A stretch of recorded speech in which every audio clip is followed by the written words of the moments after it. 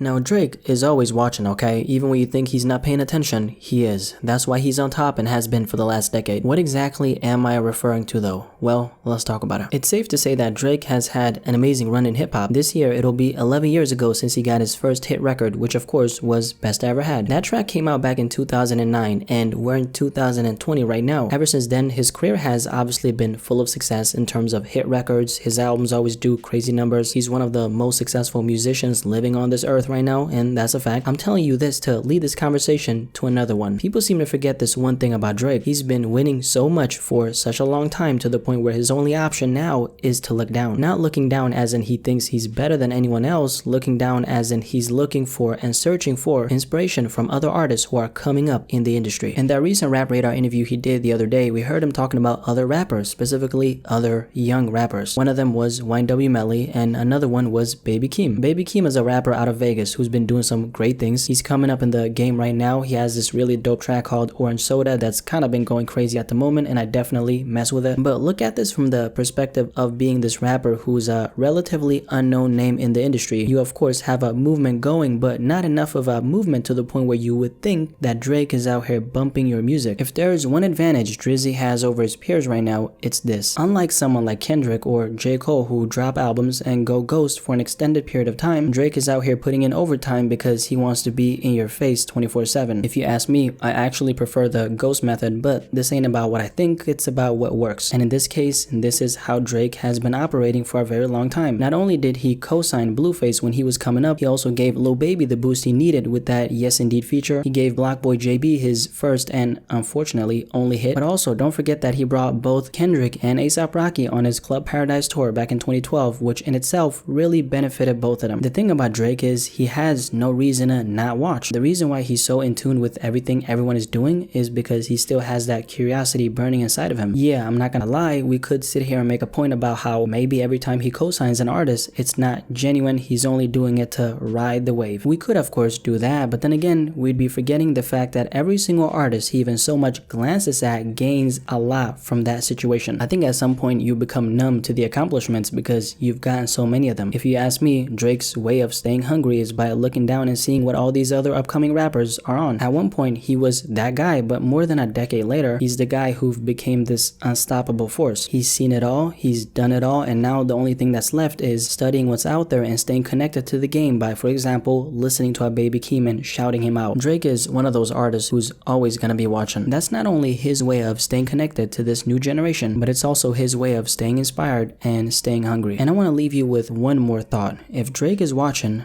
then who the hell is not? Think about that.